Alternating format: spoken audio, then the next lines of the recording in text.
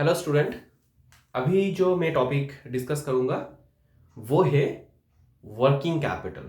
Okay, working capital क्या होता है? देखो, एक बिजनेस में कैपिटल तो लगता है। कैपिटल का मतलब जो होता है, पहले का जो थॉट्स था वो ट्रेडिशनल कॉन्सेप्ट बोला जाता है। कैपिटल का जो मीनिंग है वो सिर्फ ओनर जो बिजनेस में देगा वही होता है था कैपिटल, ठीक है। बट अभी जो मॉडर्न कॉन्सेप्ट आ गया है उसमें कैपिटल दो तरह का होता है। एक होता है ओनर जो देता है, बिजनेस का जो मालिक होगा वो जो देगा वो होता है कैपिटल। और भी होता है कैपिटल जो बाहर का लोग देगा। बाहर का मतलब जो ओनर नहीं है, अदर देन ओनर। जैसे मान लो जो शेयर होल्डर लोग जो होता है वो जो कैपिटल देगा उसको हम लोग बोलते हैं equity capital. Equity capital, equity fund बोला जाता है उसको। और जो बाहर का लोग देगा, बाहर मतलब जो ओनर नहीं है, ठीक है, तो उसको हम लोग बोलते हैं बोरोड कैपिटल, मतलब लोन कैपिटल। जैसे बैंक से लोन लिया जाता है, फाइनेंशियल इंस्टीट्यूशंस लाइक LIC है, म्यूचुअल फंड कंपनी है, उससे लोन लिया जाता है, तो उसको बोलते हैं हम लोग बोरोड कैपिटल। तो एक होता है इक्विटी कैपिटल, एक होता है बोरोड कैपिटल, तो ये दोनों को मिला के हम लोग बोलते हैं कैपिटल। ओके, अभी ये जो कैपिटल होता है ये बेस्ड ऑन टर्म दो तरह का होता है। एक होता है long term capital, long term capital, और एक होता है short term capital. Medium term भी बोल सकते हैं लेकिन अभी उसको इग्नोर करते हैं। एक होता है शॉर्ट टर्म जो अप टू 1 ईयर होगा, और एक होता है लॉन्ग टर्म, ठीक है। तो वर्किंग कैपिटल जो डील करता है ना वो केवल शॉर्ट टर्म के लिए डील करता है। वर्किंग कैपिटल मतलब day to day business activity को रन करने के लिए हम लोग को जो कैपिटल लगेगा उसी को हम लोग बोलते हैं लॉन्ग शॉर्ट टर्म कैपिटल। उसी का एक नाम होता है वर्किंग कैपिटल। अभी देखो, मैं कॉन्सेप्ट को क्लियर करूंगा कैसे। मान लो एक बैलेंस शीट है। बैलेंस शीट में क्या रहता है? यहां पे फिक्स्ड एसेट्स,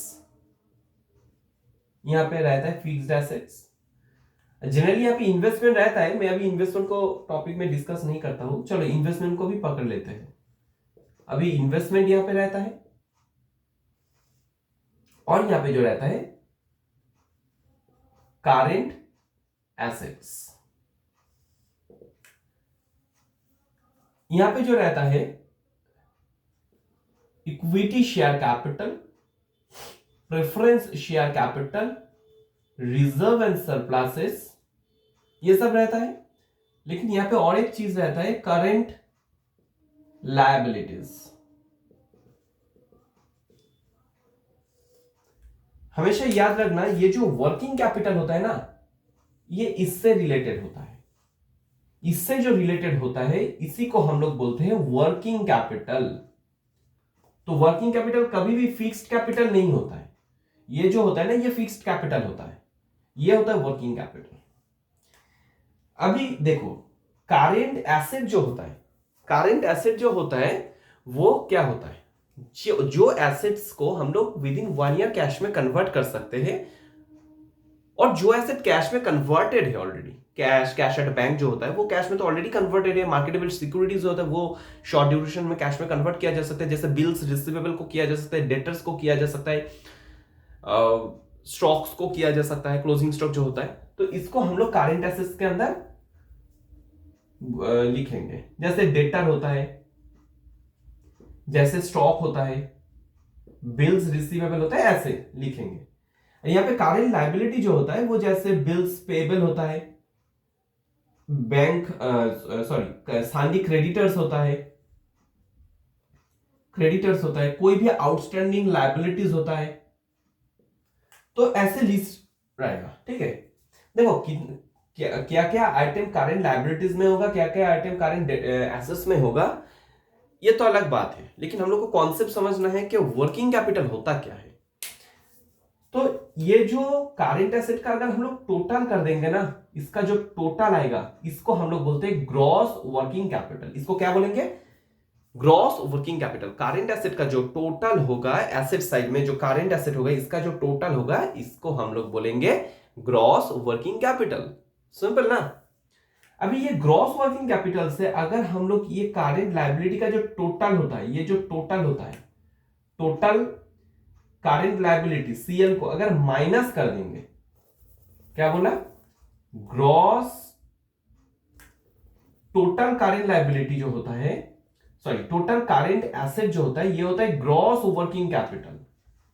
अगर इससे हम लोग माइनस कर देंगे टोटल करेंट लायबिलिटी, माइनस अगर कर देंगे तो जो रिजल्ट आएगा उसी को हम लोग बोलेंगे नेट वर्किंग कैपिटल, NWC। तो gross working capital, net working capital, clear है ना। Total assets, total current assets जो होगा वो ग्रॉस वर्किंग कैपिटल। अभी टोटल करेंट एसेट्स से अगर टोटल करेंट लायबिलिटी को माइनस किया जाएगा, जो कैपिटल पड़ा रहेगा उसी को हम लोग बोलते हैं नेट वर्किंग कैपिटल। अच्छा, इसको ऐसे भी बोल सकते हैं ना, net working capital means excess of current asset over current liability, मतलब करेंट एसेट का जो एक्सेस होगा ओवर करेंट लायबिलिटी, वही होता है नेट वर्किंग कैपिटल। ठीक है, तो ये रेशियो एनालिसिस जो चैप्टर होता है ना, उसमें आ जाता है ये वाला चीज, जो करेंट लायबिलिटी करेंट एसेट्स का जो फंडा है। तो इसीलिए थोड़ा सा एक स्मॉल टॉपिक था, कुछ स्टूडेंट को डाउट तो रहता है, तो मैं कोशिश किया थोड़ा सा इसको क्लियर करने के लिए। अभी क्या क्या करेंट एसेट्स होगा, क्या क्या करेंट लायबिलिटीज होगा, ये तो कॉमन सेंस है। जो जैसे मैं बोला कि डेटर्स जो होता है करेंट एसेट्स होगा, स्टॉक्स जो होता है वो होगा, जैसे cash at bank, cash in hand जो होता है, कोई एडवांसेस शॉर्ट टर्म में दिया जाएगा, ये होगा, शॉर्ट टर्म लोन्स होगा, बिल्स रिसीवेबल होगा, ये सबको हम लोग करेंट एसेट्स बोलेंगे। करेंट लायबिलिटीज किसको बोलेंगे, जैसे कि सैंडी क्रेडिटर्स हो सकता है, बिल्स पेबल हो सकता है, कोई भी आउटस्टैंडिंग लायबिलिटीज हो सकता है, जैसे outstanding electricity bill, outstanding taxes और आउटस्टैंडिंग वेजेस, सैलरी, जो भी एक्सपेंसेस होता है आउटस्टैंडिंग, इसको हम लोग बोलते हैं करेंट लायबिलिटीज। तो करेंट एसेट्स और करेंट लायबिलिटीज का जो डिफरेंस होता है उसी को हम लोग नेट वर्किंग कैपिटल बोलते हैं। अभी देखो, नेट वर्किंग कैपिटल इंपॉर्टेंट क्यों होता है, जैसे करेंट रेशियो एनालिसिस में जो क्वेश्चन आता है करेंट रेशियो, तो करेंट एसेट करेंट लायबिलिटी का जो डिविजन होता है वो होता है करेंट रेशियो। अभी क्वेश्चन पेपर में कभी कभी पूछ लेता है find out net working capital, तो करेंट एसेट्स दिया जाएगा, करेंट लायबिलिटीज दिया जाएगा, तो उससे माइनस करना है और कुछ नहीं है। Okay, thank you.